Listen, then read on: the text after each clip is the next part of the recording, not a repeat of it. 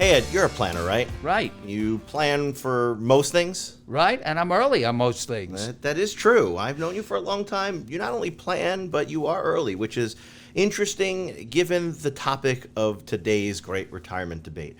Ed, have you ever thought about how long you should plan to live? Oh boy. Yeah, well, oh boy is right, but it is an interesting thought. You know, if you're in retirement, one of the biggest challenges is there's an unknown about longevity. Right. And we always say if you don't plan, you're basically planning to fail. So you have to put a number in there. You've got to figure out when you are going to die for planning purposes. So how long should you plan to live? That's the topic for today's discussion. Well, I used to cover that when I did estate planning for clients, just to ease things up because they would come in tense with all their papers. I said, well, let's get right to the bottom of this. Just give me your date of death. Because they expect me to ask, oh, what's your, your family and this and that. So I start right off, just give me your date of death, and then we can work from there, and everything will work out great. It would be, I always say if there was one, I know you're joking, but if I always said if I could know one thing about a retirement, just give me one thing, remove one variable. The number one thing I would want to know is that number, is that, or that age. What age will you be when you die? That would dictate so much of the other planning, whether it was the investment management, whether it was the distributions, whether it was the tax planning.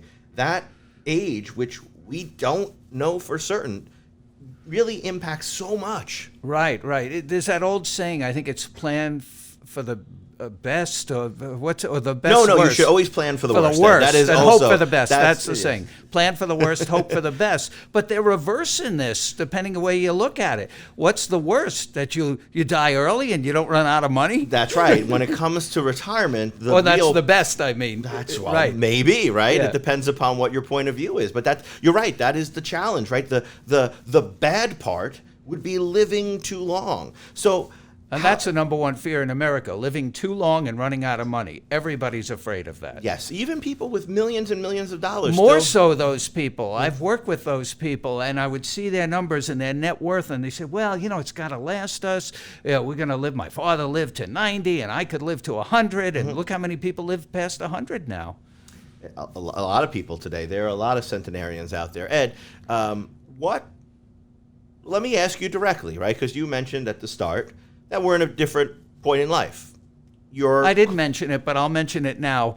That may have been on an earlier take. I see, yeah. But it's true. I have a different perspective because I'm older than you, and I'm closer to the promised land than you, so you think differently. And I found that true. When I used to do estate planning, I've been doing it for 40 years. I was in my 30s, and my clients were 60, 70, or 80. Now I'm 70, and most of them are dead, but some of them are still around in their 90s. So I have a totally different perspective. And just now I'm realizing, oh, that's what that guy meant when he was talking. He was worried about this, and here I am in my 30s. Oh, give me the numbers. We'll do all this.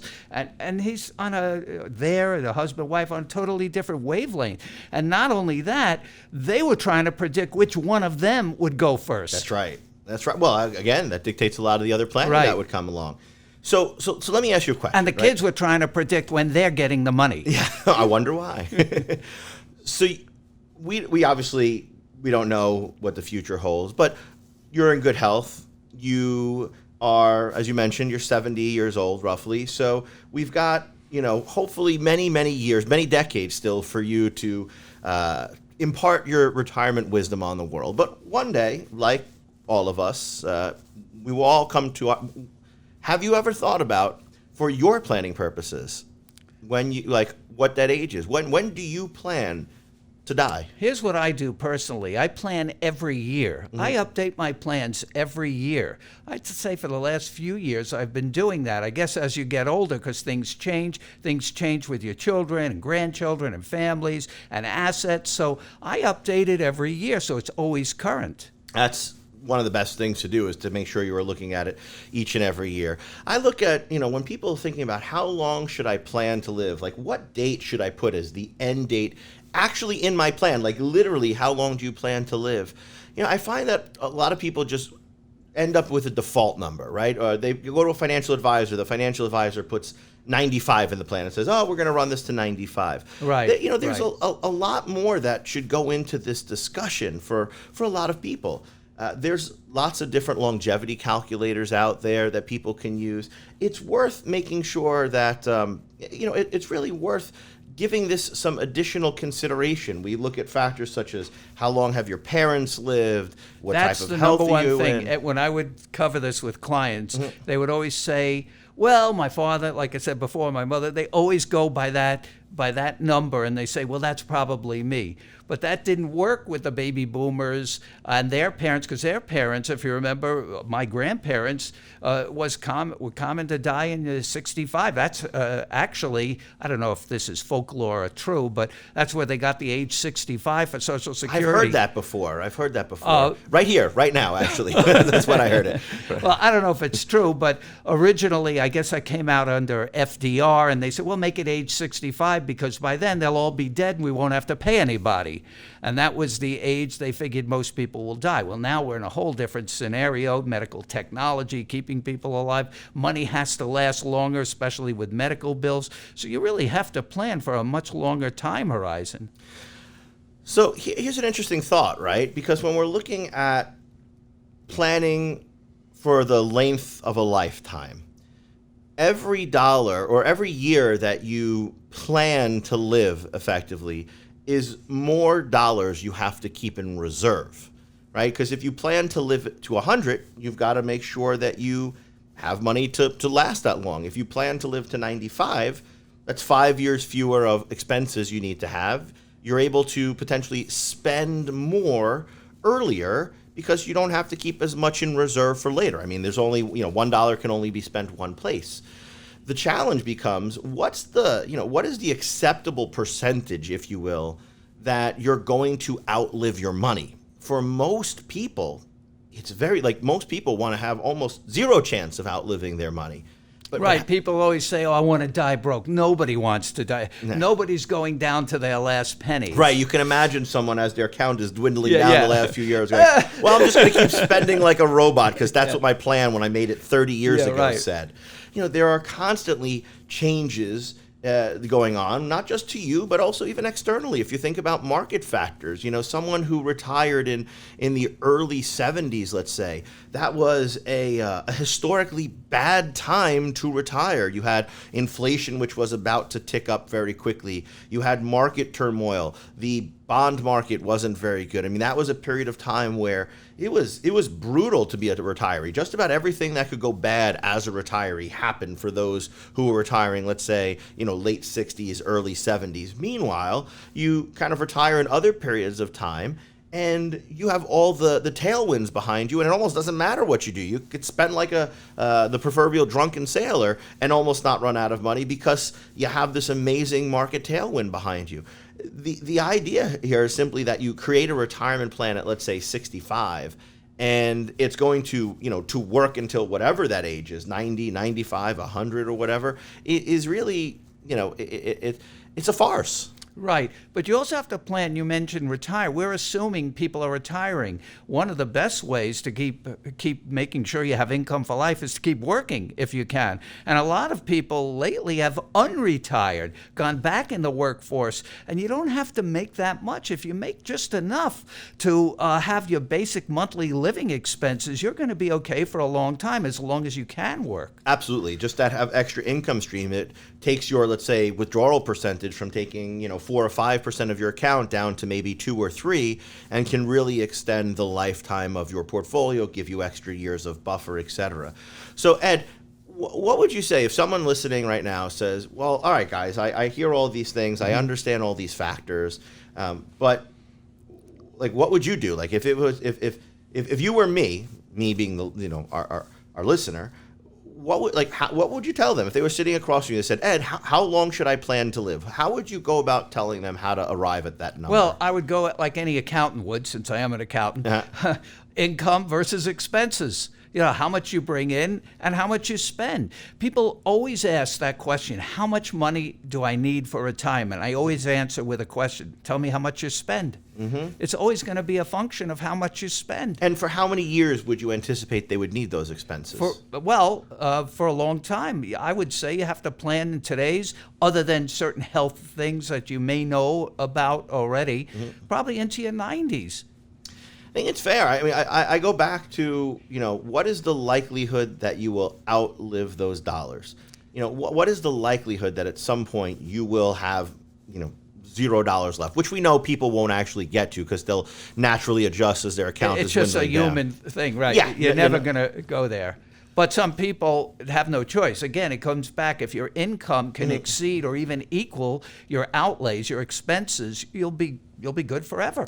Yeah, I think there are a couple of different ways of going about this, right? One is just the very technical way of like, do I want to, you can blanket say like, I'm just going to go to 95 or I'm going to go to 100, but there are so many factors to consider here. For instance, even where you live is a factor, right? If you live close to an area where there's good healthcare providers, you're more likely to go, right? If it's a 5-minute drive to a doctor.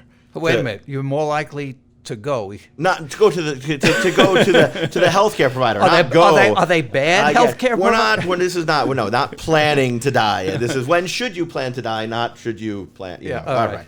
So with the idea behind that being like, you're going to drive 5 minutes to go see a doctor. If it's an hour to the closest doctor, you're probably going to be a lot more discerning, if you will, when you go visit, and that can lead to things. There are, it's perhaps sad to say, but there are a lot of socioeconomic factors in here where those with higher income and higher net worth still, even in retirement, where most people are covered by Medicare, those with higher income, higher net worth still oftentimes have either access to better healthcare providers, they're willing to pay out of pocket for certain things, they may have better supplemental policies where they don't worry about going to the doctor more often, or if they've got copay, they just don't worry about it as much. So once again, even in retirement where it's at least a little bit more of an even playing field because most people are covered by Medicare, if not a Medicare Advantage plan or similar type of policy, even there you can look at differences in income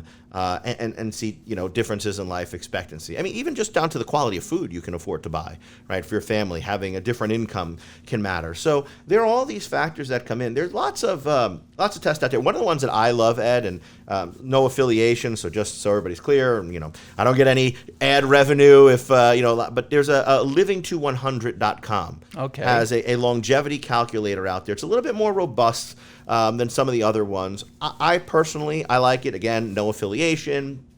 I'm not, no one's sending me a case of brandy or anything like that for talking about them. But if our listeners are wondering, like, well, what about my parents and what about these factors? That's a really good tool to help use to give you an estimate of a realistic life expectancy. The other thing I'd really want to point out here, Ed, before we... I think I don't know if it was that one. I did one of those years ago, and is that the one where they ask you all the questions? Do you smoke? Do you do this? Yep. I think I got, I didn't do any of those things. They're not too exciting, I guess. But so how come it said 54? Yeah, right. So it put it, I forget the age, but it was in the 90s because, you didn't do any of those things. But I think there's two other factors. One I mentioned, when do you retire? Because if you keep having income come in, obviously that's the biggest help. But we didn't talk about taxes. If you do better tax planning, for example, you have more money, say, in Roth IRAs. If you can reduce taxes, that's an expense. Anytime you reduce expenses, you're going to have more money. So if you had in your earlier years, say in your 60s or 70s, whatever, you had piled more money into tax-free vehicles like Roth IRAs, and you could reduce quite a bit of taxes for the rest of your life. Agreed. One other thought that I have here before we wrap up today's discussion, when people think about what is my life expectancy, I think the single biggest mistake I see people making is they're looking at, let's say, a life expectancy table. Right, and they go and they say, "Oh, I was born in like 1955, and this is how long the average person born in 1955 lives." Well, first off, that in and of itself is a bad way to go because some people born in 1955 died in 1956, sadly, and some people died in 1957. So the worst thing you could do is look and say, how long someone born what's the average age born of that someone will live if they're born in 1955? Because it doesn't matter if you're this year's old now, right? Let's say you're 70 years old. You don't care about anybody who died from 1 to 69 for your longevity. You only care about how long will someone who's 70 years old today likely live. And that's how the IRS life expectancy tables work for taking money out of an IRA.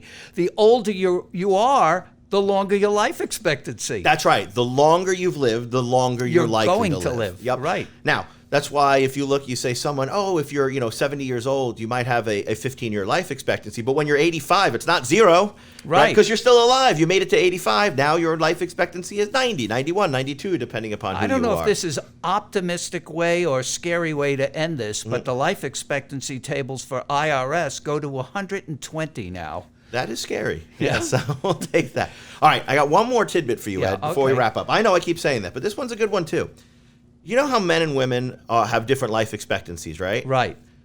That difference in life expectancy, one thing a lot of retirees don't realize, that difference in life expectancy narrows over time. Mm-hmm. So when people are born today, there's like a 4 or 5 year difference in life expectancy. But by the time a couple reaches retirement, let's say they're both 65, that difference in life expectancy is only about 2 years or so, right? It shortens. The longer a couple lives, the more likely they are to have a death that is closer to one another. So it's just a little bit of an interesting tidbit, because even when I meet with retired couples, oftentimes if it's a husband and wife, the husband says, well, I'm probably going to die, 5 years younger than my wife. And that may be true in that particular case, but actuarially speaking, it's no longer that 5-year age gap or so. It actually narrows over time. I guess men make more silly choices when they're young. I think that's what I take away from it. I don't know. I saw a Times article years ago. I used it in one of my shows where they said the average span, the wife outlives the husband by 14 years. So that was about 5-6 years ago I saw that. But 14 years? 14 years, yeah. I'm going to have to look up that Times article. Yeah. All right, which brings me to today's point, which is we're out of times. Okay. All right, you like that out one? Out of time, yeah. There we go. All right, well, it's been fun. Ed, great discussion as always. Lots for people to think about. Putting a retirement date into play is hard enough, but figuring out when that ultimate date of death is a challenging thing. No one likes to think about their demise, but ultimately making sure that we have a realistic date inside someone's plan can be a really important part to making sure they don't outlive their money. Yep. All right, we'll see you next time on The Great Retirement Debate.